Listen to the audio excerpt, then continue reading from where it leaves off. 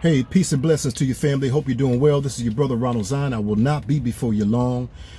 Just want to check in with you. I'm pretty sure that there's numerous videos out there about young Dolph, a rapper from Memphis, who was cut down in some of his life, gunned down in his hometown, Memphis, as he was going to a local bakery to buy some cookies. Left behind a wife and 2 children, just as well as Nipsey Hussle, who was also gunned down in his hometown of LA, left behind a wife and children as well. I want to talk to you about blood in the streets. Don't lose your sensitivity. You know, it kind of reminds me of this old pastor I heard on the radio a long time ago. It's been so long ago I can't even tell you his name. He said that he would always go into this local diner on Saturday morning. I believe he was a widower, and he would always have his breakfast served to him. Everyone in the area knew each other. It was in the mountains somewhere. He would always watch this guy that would always come in on Saturday morning around the same time as he and order the breakfast. The waitress knew him by name. The cook, they always said hello to him. And the waitress would bring his breakfast to him, but she would also bring his special request. And that was, he wanted his coffee boiling hot right out of the pot. So the pastor would begin to just see this behavior every Saturday morning, like clockwork. He would get the cup of coffee and take a sip, and it would burn his mouth, burn his tongue. He'll put it down. Saturday after Saturday, the pastor would witness this behavior time and time again.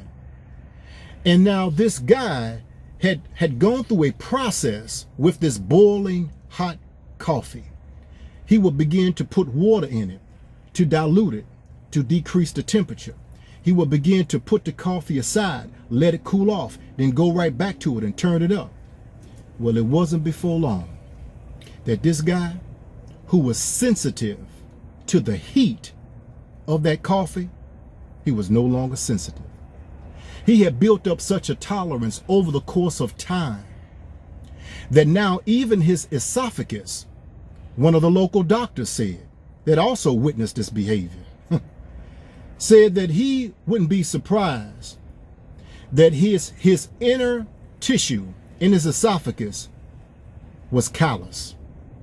This man would take that same cup of coffee that was boiling hot and just turn it up like water, like it was nothing. So what am I saying? Don't lose your sensitivity. You know, in our community, we see so much, we've gone through so much. Whether it's murder after murder, police brutality, the criminal injustice system, mass incarceration,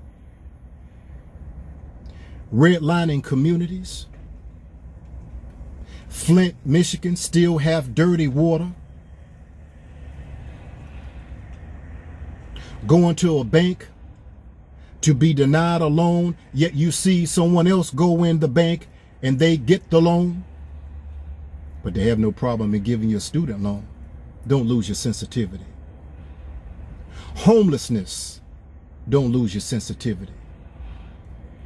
You know, if we're not careful, just like the man who was able to drink the scalding, hot, boiling coffee over the course of time because he had built up a tolerance and he had built up such a callousness in here, in his esophagus, that he was able to turn up and not even feel the pain of the coffee.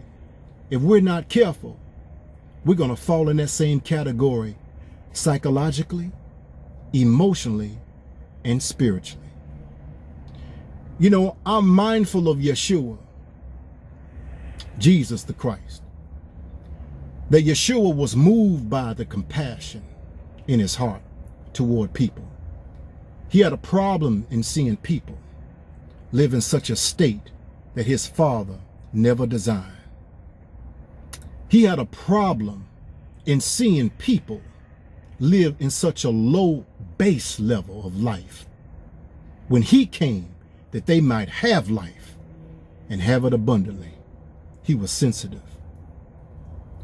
Whatever you're called to do, there's a purpose in you. Don't lose your sensitivity. Whatever job that you may be on, I know you get tired, overworked and underpaid and underappreciated. Don't lose your sensitivity. Don't lose your sensitivity to people that are on the base place, that are in a low place.